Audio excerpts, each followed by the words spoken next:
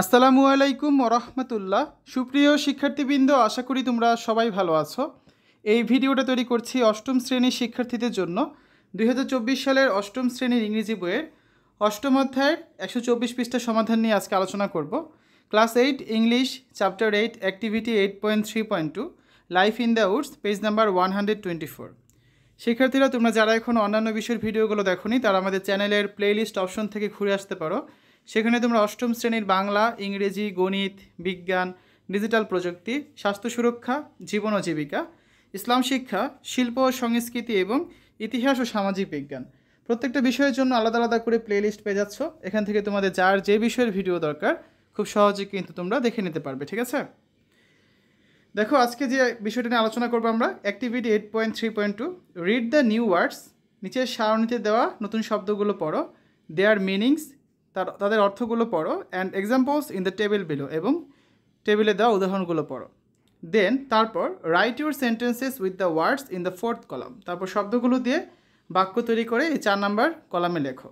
প্রথম কলামে কিছু ওয়ার্ডস দেওয়া আছে, তারপরে কলামে দেওয়া আছে মিনিং, তারপরে কলামে দেওয়া আছে এক্সাম্পল মানে উদাহরণ, এবং 4 নাম্বার কলমে খালি ঘরগুলোতে তোমাদের সেন্টেন্স তৈরি করে লিখতে হবে। তো চলো শিক্ষার্থীরা, আমরা এই যে ছকটা রয়েছে তার অ্যান্সার বা এটার সমাধানটা এখন দেখব। ঠিক আছে, সলিউশনটা। তো এখন আমরা দেখবো 124 পৃষ্ঠায় যে ছকটা আছে তার সমাধান। 125 পৃষ্ঠা আরেকটা ছক আছে, দুইটা মিলিয়ে আর কি।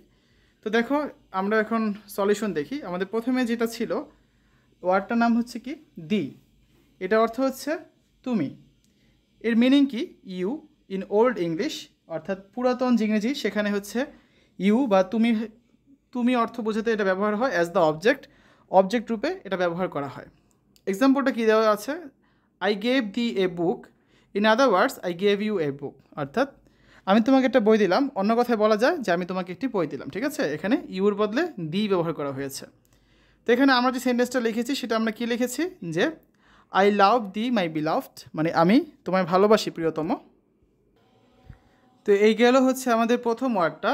আমাদের দ্বিতীয় যে ওয়ার্ডটা আছে সেটা কি সামার্স ডে, মানে গ্রীষ্মের দিন। হ্যাঁ, এর মিনিংটা a day in the summer season, অর্থাৎ গ্রীষ্মকালের যে কোনো একটা দিন।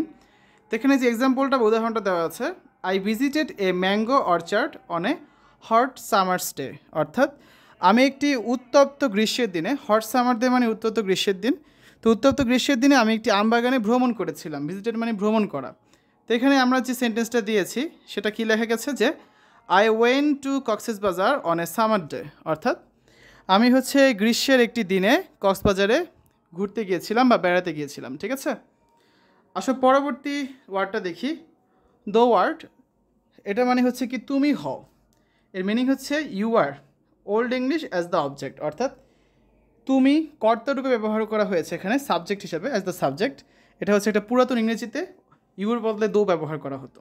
এক্সাম্পল যেটা আছে, thou art kind, in other words you are kind, অর্থাৎ যে তুমি দয়ালু, অন্য কথায় তুমি দয়ালু বা দয়াবান, অর্থাৎ ইউর বদলে দো ব্যবহার হয়েছে। তো আমরা এটাকে একটা সেন্টেন্স আকারে লিখতে পারি, thou art a poet of timeless words, অর্থাৎ তুমি কালোজয়ী কথার কবি। ঠিক আছে, মানে কি you are a poet of timeless word, you are হবে, দো আর্ট নাম ঠিক করে দিচ্ছি, এটা হবে এ আর ই। ঠিক আছে, মানে thou are a poet of timeless world, তুমি কালোজয়ী কথার একজন কবি। এরপর দেখো 4 নম্বরে যেটা আছে টেম্পারেট। এই টেম্পারেট কথাটার মানে নাতিশীতোষ্ণ বা সংযত। এর মিনিং কি মাইল্ড মডারেট টেম্পারেচার, অর্থাৎ মৃদু বা সহনীয় তাপমাত্রা। এখানে যে এক্সাম্পলটা দেওয়া আছে, people feel relief on the sudden drop in temperature after the week long extreme heat and they welcome the temperature weather, অর্থাৎ দীর্ঘ 1 সপ্তাহ ভয়াবহ তাপের পর হঠাৎ তাপমাত্রার পতনে মানুষ স্বস্তি বোধ করে আর তারা সহনীয় তাপমাত্রাকে স্বাগত জানায়। এক্ষেত্রে আমরা যে বাক্যটা ব্যবহার করেছি, Akib was temperate in his consumption of food, Akib খাবার খাওয়ার ব্যাপারে সংযত ছিল। তারপর দেখো রাফ ওয়াইন্ডস মানে কি খারাপ বা রুক্ষ আবহাওয়া। এর meaning windy or stormy weather or something not in favour, বাতাসযুক্ত বা ঝড়ো কোনো আবহাওয়া বা কোনো কিছু যা অনুকূলে নয়।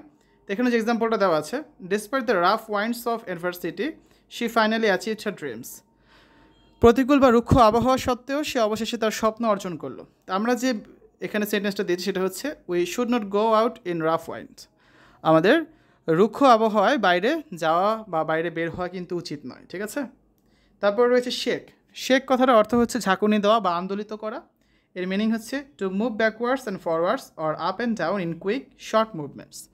অর্থাৎ খুবই অল্প সময়ে অল্প নড়াচড়ায় সামনে ও পিছনে বা উপরে এবং নিচে দ্রুত নড়াচড়া করা। আর এর এক্সাম্পলটা দেওয়া আছে very often the earthquake shakes the entire city. ভূমিকম্পে প্রায় পুরো শহরকে আন্দোলিত করে।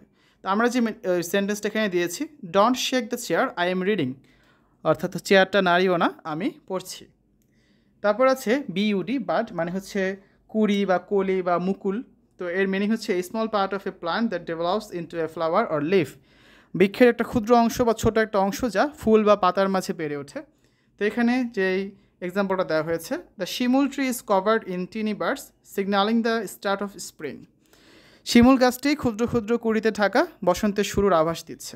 আমরা যে সেন্টেন্সটা ব্যবহার করেছি the tiny bird on the rose bus made every one happy. গোলাপ ঝাড়ে যে ছোট্ট কুড়ি সেটা হচ্ছে সবাইকে আনন্দিত করলো, ঠিক আছে। এরপর রয়েছে ওয়ার্ডটা হচ্ছে লিজ। লিজ মানে হচ্ছে ইজারা দেওয়া বা ভাড়া দেওয়া। Rental contract between two parties for a periodic payment. এর মিনিংটা হচ্ছে যে পর্যায়বৃত্ত অঙ্কের বিনিময়ে বা কিছু টাকার বিনিময়ে দুটি পক্ষের মধ্যে যখন ভাড়া বিষয়ক চুক্তি করা হয়।